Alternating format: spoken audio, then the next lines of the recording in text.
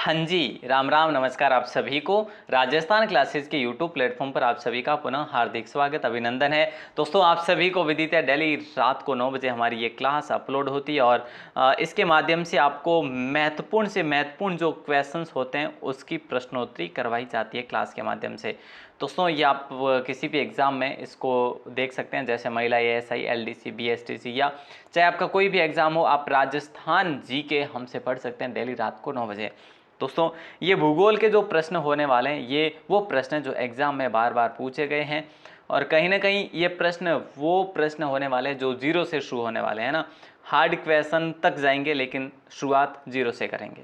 दोस्तों Telegram, Google की website और हमारा जो एप्लीकेशन है, ऐप है, व्हाट्सएप ग्रुप का लिंक है, इन सभी का लिंक डिस्क्रिप्शन में दे रखा है या फिर इन नामों से आप सर्च कर सकते हैं विभिन्न प्लेटफॉर्म्स पर जाकर, सोशल साइट पर जाकर। ठीक है, चलो बहुत बढ़िया। राजस्थान जीके का हस्तलिखित नोट्स, हैंड रिटन नोट्स जो है वो आपको 25 रुपीज़ में ओनली दिए जा रहे हैं, तो आप प्ले स्टोर से ऐप को इंस्टॉल करें। राजस्थान 360 ज़रूर है जो आप इसको देखें दोस्तों। ठीक है, आज का पहला सवाल जैसा कि आप लोगों की स्क्रीन पर है कि राजस्थान में 33 सागर का अवशेष। दोस्तों ज़्यादा लंबी क्लास नहीं होगी, मैं आपसे निवेदन करूँगा क्लास के आखिर तक जुड़े रहिएगा। ये टॉपिक ज़रूर कवर होगा, ये पार्ट फर्स्ट रहने वाला है आज इसका। ठीक है, या फिर आप यूँ कह लीजिए कि ये जो है ये राजस्थान का पश्चिमी मरुस्थल हम लोग पढ़ने वाले हैं। देखो राजस्थान में 33 सागर का अवशेष कहाँ पे, उत्तर पश्चिम मरु प्रदेश में भी है ना, पूरी मैदानी भाग में भी है। तो अ और ब दोनों है जो आपका राइट आंसर हो जाएगा, ऑप्शन सी।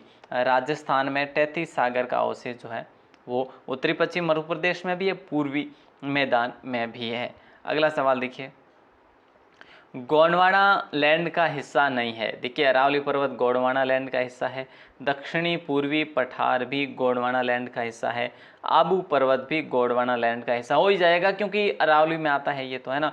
तो हमारा राइट आंसर क्या होगा, शुष्क प्रदेश हो जाएगा। और शुष्क प्रदेश किसका हिस्सा है, 33 सागर का हिस्सा है। अभी हमने बात करी 33 सागर का हिस्सा है दोस्तों, सागर का हिस्सा है ना दोस्तों। तो यहाँ पे ये चीज़ आप याद रखेंगे। अगला सवाल है कि प्रो वीसी मिश्रा द्वारा लिखित पुस्तक का नाम क्या है ना। तो बताइए, प्रोफेसर वीसी मिश्रा द्वारा लिखित पुस्तक का नाम दोस्तों राजस्थान का भूगोल है, यानी ऑप्शन ए आपका लॉक हो जाएगा।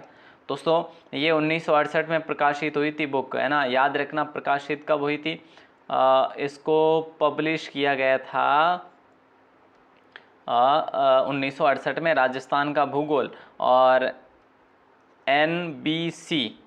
एनबीटी द्वारा इसका प्रकाशन किया गया था। यूँ कह लीजिए नेशनल बुक ट्रस्ट के द्वारा इसका प्रकाशन किया गया था। नेक्स्ट सवाल है दोस्तों कि प्रोफेसर वीसी मिश्रा ने राजस्थान को कितने भौतिक विभागों में बांटा था। तो याद रखना 7 भौतिक विभागों में बांटा था। अब 7 वो कौन से थे ये भी हम बात करेंगे, लेकिन राजस्थान को पहली बार किसी ने भौतिक विभागों में बांटा तो वो थे प्रोफेसर वीसी मिश्रा साहब। अगला दोस्तों सवाल है, लेकिन याद रखना ये प्रोफेसर वीसी मिश्रा के द्वारा जो है जो विभाजन किया गया दोस्तों, ये इस प्रकार से आप लोग देख पा रहे हैं। पश्चिमी शुष्क प्रदेश पहला, अर्ध शुष्क प्रदेश दूसरा, नहरी क्षेत्र ये नया है ना, अरावली पहाड़ी, पूर्वी कृषि औद्योगिक प्रदेश, दक्षिणी पूर्वी कृषि प्रदेश, चंबल बीहड़, ये 3 हम कह सकते हैं, पूर्वी कृषि, चंबल बीहड़ और नहरी क्षेत्र। बाकी सारे के सारे है ही, है ना, क्योंकि 4 भागों में तो बांटा ही गया है। अगला सवाल है कि धरातल और जलवायु के आधार पर भौतिक स्वरूप को कितने भागों में बांटा गया। तो सीधी सी बात है 4 भाग है। उत्तरी पश्चिमी मरुस्थलीय प्रदेश है ना, उत्तरी पश्चिमी मरुस्थलीय प्रदेश, अरावली मध्यवर्ती अरावली प्रदेश है ना, और जैसे पहला दूसरा तीसरा मैदानी प्रदेश है ना, और एक जो है आपका कौन सा है, दक्षिण पूर्वी पठारी प्रदेश है, और पूर्वी मैदानी है, दक्षिण पूर्वी पठारी है। क्लियर है। अगला सवाल आपकी स्क्रीन पर है, झीलों में खारा पानी होने और नमक उत्पादन होने का मुख्य कारण क्या है। माइका शिष्ट चट्टाने है, पेलियो आर्कटिक मरुस्थल है, अंगारा लैंड है। तो दोस्तों सीधी सी बात है, नमकीन युक्त चट्टाने भी कह सकते हैं जिन्हें, वो है माइका शिष्ट चट्टाने। इसका जो है यहाँ पे अवशेष रहने के कारण या फिर इसकी उपस्थिति में नमक उत्पादित यहाँ पे होता है, झीलों में खारापन रहता है। और खारी झीलें सर्वाधिक कहाँ पे देखने को मिलती है, बोले सर पश्चिमी राजस्थान में देखने को मिलती है ना। ये चीज़ भी आपको याद होनी चाहिए। जैसे कि मैं आपको सबसे बड़ी झील बता दूं, सांबर है, जैसे पचपदरा है ना। इस प्रकार से ये जो झीलें हैं जैसे डिडवाना है। अगला सवाल आपकी स्क्रीन पर है कि उत्तर पश्चिमी मरुस्थलीय भाग राजस्थान के कुल कितने प्रतिशत भाग में विस्तारित है, ये आपको बताना है। उत्तर पश्चिमी मरुस्थलीय भाग राजस्थान के कुल कितने प्रतिशत भाग में विस्तृत है, तो 61% भाग पर विस्तृत है दोस्तों। तो यहाँ पे ऑप्शन बी आपका लॉक हो जाएगा। और यहाँ पे सर्वाधिक की बात करें, सर्वाधिक जो है ना कहाँ पे फैला हुआ है मरुस्थल, तो जैसलमेर ज़िले में सबसे अधिक मरुस्थल फैला हुआ है। और सर्वाधिक जो है बंजर भूमि की ही बात करें तो भी वो जैसलमेर में ही देखने को मिलेगी आपको। राज्य की कुल जनसंख्या का लगभग कितने प्रतिशत मरुस्थलीय भाग में, जनसंख्या पूछा जा रहा है। जैसे अब राज्य की कुल जनसंख्या मान लो 100% है, तो उनमें से कितने परसेंट जो है यहाँ की है मरुस्थल भाग की, तो 40% है। यहाँ का क्षेत्रफल अगर आपसे पूछे कि भाई इसका क्षेत्रफल कितना है, तो सीधी सी बात है मेरे भाई, क्षेत्रफल 60% है। ठीक है, 60-40 का रेशियो रहता है दोस्तों। और हम बात करें इसका जो क्षेत्रफल है ना वो कितना है, तो 2,09,000 वर्ग किलोमीटर इसका क्षेत्रफल है, याद रखना। अगला सवाल है कि उत्तर पश्चिम मरुस्थलीय भाग से संबंधित असुमेलित क्या है, बताइए। उत्तर पश्चिम मरुस्थलीय भाग से असंबंधित, देखो वर्षा यहाँ पे 20 से 50 सेमी तक होती है, जलवायु शुष्क और अत्यधिक विषम होती है। क्या दोस्तों ये सही बात है। यहाँ पे हम बात करें तो ऑप्शन जो है ये भी सही है। मुख्य फसल यहाँ का बाजरा, मोठ, ज्वार है। मिट्टी यहाँ की लाल दोमट नहीं है दोस्तों, कई मरतबा हमने ये सवाल पढ़ा है। रेतीली बलुई को लॉक करेंगे दोस्तों, किसको, रेतीली बलुई को, यानी ऑप्शन डी आप सभी का सही आंसर होगा। नेक्स्ट सवाल देखिए। नेक्स्ट सवाल है कि विशाल बालू का स्तूप किस भूभाग का उदाहरण है। विशाल बालू का स्तूप किस भूभाग का उदाहरण है, तो प्यारे दोस्तों ऑप्शन डी को लॉक करेंगे। उत्तर पश्चिमी मरुस्थल का वैसे भूभाग है। वैसे हम बात करें तो अरावली में बालू का स्तूप बनते नहीं है, पूरी मैदानी भाग में भी नहीं बनेंगे, पठारी भाग में भी कैसे बनेंगे, तो जहाँ पे धोरों की धरती होगी वहाँ पे बालू का स्तूप बनेंगे, सीधी सी बात है, ऑप्शन डी को लॉक करेंगे, है ना। और तेज हवाओं के साथ जो अपना स्थान बदलते रहते हैं, है ना।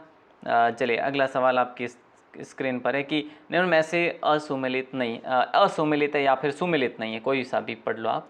भौतिक प्रदेश और भूभाग प्रतिशत, है ना। अरावली पर्वतीय प्रदेश जो है राजस्थान की दृष्टि में, है ना, राजस्थान की दृष्टि में हम बात करें तो मतलब अरावली पर्वतीय प्रदेश कितना है, अपना क्षेत्रफल कितना रखता है, तो 9% रखता है, कोई बड़ी बात नहीं है, ये सही बात है। उत्तर पश्चिमी मरुस्थलीय प्रदेश जो है 61% रखता है, ये भी सही बात है, यानी ऑप्शन बी आपका सही आंसर होगा दोस्तों। 61%, अभी हमने अगर 60 भी पढ़ा है तो याद रखना 61 है, ठीक है। और अगला सवाल है कि अगला ऑप्शन है पूर्वी मैदानी भाग 23% है, बिल्कुल सही बात है। दक्षिण पूर्वी पठारी भाग 9% नहीं है, ये 7 ही है, क्योंकि 9 और 61 कितना हो गया, 9 और 61 हो गया 70, और यहाँ पे ये 23 है, 23 + 9 करेंगे तो ज़्यादा हो जाएगा, 32 हो जाएगा, हमें करने हैं 30, 30 + 70 दोस्तों 100% हो रहे हैं, तो यहाँ पे आपका ऑप्शन डी जो है करेक्ट आंसर होगा। अगला सवाल है उत्तर पश्चिमी मरुस्थल में सर्वाधिक मौजूद है, उत्तर पश्चिमी मरुस्थल में सर्वाधिक मौजूद क्या है दोस्तों, ये आपको बताना है। तो यहाँ पे लिग्नाइट है, खनिज तेल है, लाइमस्टोन है, सब कुछ आपको देखने को मिल जाएगा प्रत्येक अलग अलग ज़िलों में, है ना। जैसे लिग्नाइट है तो बीकानेर साइड में देखने को मिल जाएगा, खनिज तेल जो है ये बाड़मेर और जैसलमेर, बाड़मेर में सर्वाधिक देखने को मिल जाएगा। लाइमस्टोन की बात करें तो जोधपुर में देखने को मिलेगा, जैसलमेर में भी देखने को मिलेगा, तो इस प्रकार से आप अच्छे से पढ़ सकते हैं। अगला सवाल है पवनानुवर्ती बालू का स्तूप को कहते हैं, पवनानुवर्ती बालू का स्तूप को क्यों क्या कहा जाता है, तो दोस्तों रेखी बालू का स्तूप कहा जाता है इसको, ठीक है। मुख्यतः ये जोधपुर, जैसलमेर, है ना, जोधपुर, जैसलमेर और बाड़मेर, इन 3 बड़े ज़िलों में ही ये होते हैं रेखी बालू का स्तूप या पवनानुवर्ती जिसे कहते हैं, ठीक है। ये वायु की दिशा के अनुरूप पाए जाते हैं, ठीक है, याद रखना, अच्छा सवाल है ये। अगला सवाल है कौन सा बालू का स्तूप महिलाओं के हेयरपिन की तरह होते हैं, तो हेयरपिन की तरह पैराबोलिक बालू का स्तूप होते हैं दोस्तों, पैराबोलिक बालू का स्तूप होते हैं जो हेयरपिन की तरह होते हैं, और ये लगभग जो है सभी ज़िलों में विद्यमान रहते हैं दोस्तों, ये भी आपको याद रखना है, सभी ज़िलों में विद्यमान रहते हैं। नेक्स्ट सवाल है कि अर्धचंद्राकार बालू का स्तूप को हम दूसरे नाम से जानते हैं, अर्धचंद्राकार बालू का स्तूप को हम दूसरे नाम से जानते हैं, तो ऑप्शन जो है आपका राइट आंसर हो जाएगा बरखान। देखो अर्धचंद्राकार बरखान, अर्धचंद्राकार बरखान, है ना, याद रखेंगे। पवनानुवर्ती को रेखीय कहते हैं। बालू का स्तूप जो है ना दोस्तों वनस्पति रहित होते हैं। तो देखो ये वाले, अब देखो बात ऐसी है, अर्धचंद्राकार बालू का स्तूप तो बरखान को कहते हैं, पवनानुवर्ती रेखीय को कहते हैं, है ना। और महिलाओं की हेयर पिन की तरह, हेयर पिन की तरह जिसे कहते हैं वो है हमारे पैराबोलिक, है ना। तो ऐसे में आपको यूं याद रख लेना है। और अगला सवाल आपकी स्क्रीन पर आ जाता है कि लाठी सीरीज किसका उदाहरण है दोस्तों। लाठी सीरीज जो है ना ये भूगर्भीय पट्टी का उदाहरण है, जो आपके पोखरण से लेकर लाठी तक ये मिलती है आपको, भूगर्भीय पट्टी है, जल पट्टी है। जैसलमेर की चट्टान कैसी है दोस्तों, तो जैसलमेर की चट्टान बलुआ पत्थर की है ना, बलुआ पत्थर की है। लेकिन याद रखना ये पत्थर जो है ना दोस्तों, ये पत्थर जो है पिघलता भी, यूँ कह लीजिए पिघलता नहीं है, लेकिन ये पत्थर जो घिसता बहुत है, जैसे हर बारिश में कुछ न कुछ है जो इसका ऊपर से कलर धीरे धीरे है जो उतरता रहता है। अगला सवाल है कि संपूर्ण थार मरुस्थल का लगभग कितने प्रतिशत भाग राजस्थान में, संपूर्ण थार मरुस्थल का लगभग कितने प्रतिशत भाग राजस्थान में है, तो 60% भाग जो है राजस्थान में दोस्तों, है ना। और राजस्थान का पश्चिमी मरुस्थल राजस्थान के क्षेत्रफल में कितना है, तो 61% है। तो ये चीज़ भी आप लोगों को याद रखनी है। अगला सवाल है थार मरुस्थल से संबंधित गलत क्या है मेरे दोस्त, थार मरुस्थल से संबंधित गलत क्या है। देखो सबसे अधिक जैव विविधता वाला मरुस्थल है ये, ठीक है। जनसंख्या घनत्व में सर्वाधिक वाला ये मरुस्थल है। सर्वाधिक आबादी वाला राज्य भी है, यानी राजस्थान। सर्वाधिक, देखो जो थार मरुस्थल है, तो थार मरुस्थल सबसे पूरे विश्व में सबसे अधिक जैव विविधता वाला है, पूरे विश्व में जनसंख्या घनत्व में सबसे अधिक है, और सर्वाधिक आबादी वाला अगर राज्य राजस्थान की बात करें तो वो भी ये भी सही है कथन। तो इनमें से कोई नहीं जो है, एक भी गलत नहीं है, सब सही ही है। अगला सवाल है रण या टाट क्षेत्र का उदाहरण नहीं है। तो देखिए कानोड़ है दोस्तों, भाकरी है, थोब है, ये सभी रण या टाट के उदाहरण है। लेकिन सिंगाना नहीं है, सिंगाना हमारे झुंझुनू साइड पड़ता है और वहाँ पे है जो रण बहुत कम है ही नहीं, ठीक है। तो हालांकि क्षेत्र की बात करें इसके रण टाट क्षेत्र की, तो पोखरण में रण देखने को मिलता है। बाप जो आपको पता हो तो बाप फलोदी के पास पड़ता है, यहाँ पर है, जैसे बरमसर है, ठीक है, भाकरी है यहाँ पे।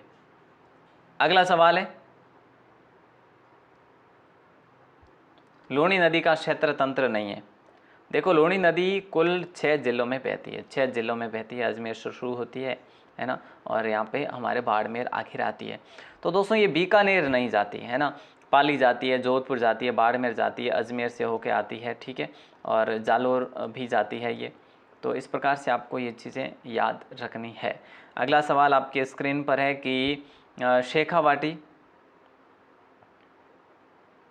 हाँ हमने पढ़ा ना, देखो पाली, नागौर, है ना, जोधपुर, शुरुआत वहाँ से होती है अजमेर से, और बाड़मेर, और यहाँ पे जालोर को भी लिख लीजिए। 6 जिलों में प्रवाहित होती है लूणी नदी। चलो शेखावाटी क्षेत्र में किस प्रकार के बालू का स्तूपों का बाहुल्य है, तो दोस्तों अनुप्रस्थ का है ना, बाहुल्य है, याद रखना।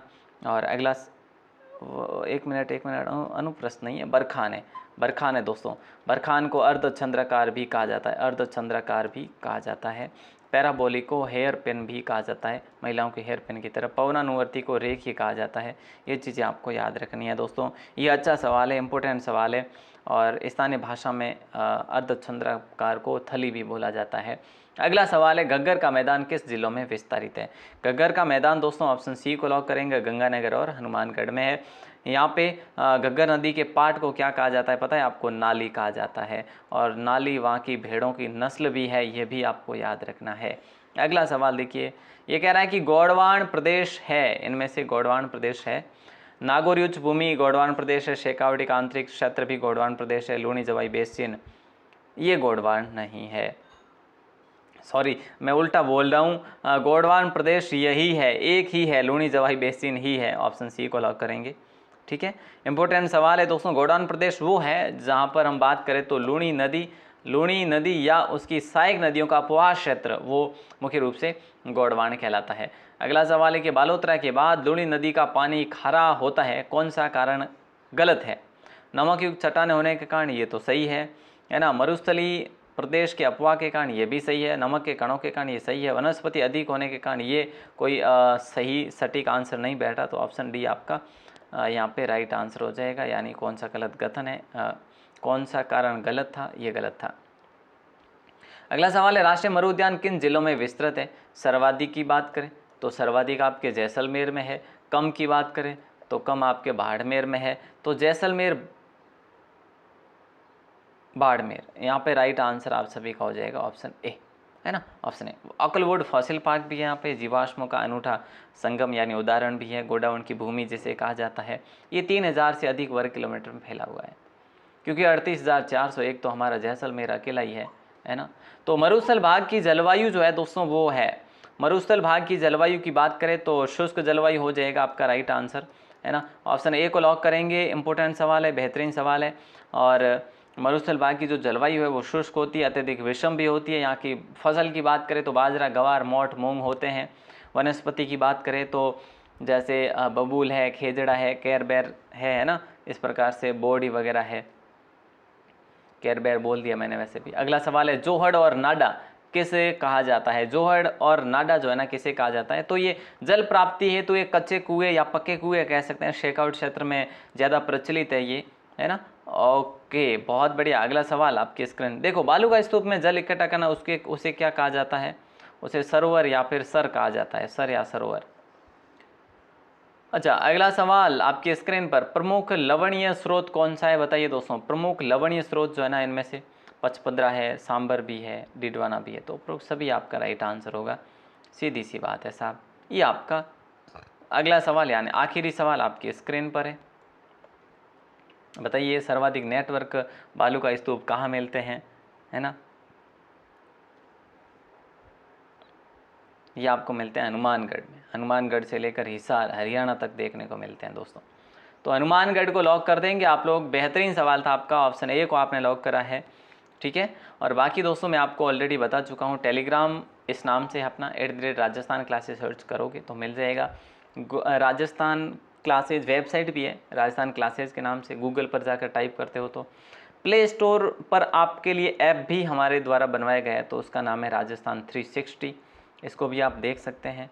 और व्हाट्सएप ग्रुप का लिंक डिस्क्रिप्शन में दे रखा है, ज़रूर से ज़रूर देखिएगा, ठीक है दोस्तों। मिलेंगे अगली क्लास में, तब तक के लिए शुक्रिया। जय हिंद, वंदे मातरम। आपको क्लास कैसी लगी कमेंट ज़रूर करें और शेयर ज़रूर करें। अगर आपने शेयर नहीं करी है तो शेयर ज़रूर करें। ओके दोस्तों, धन्यवाद।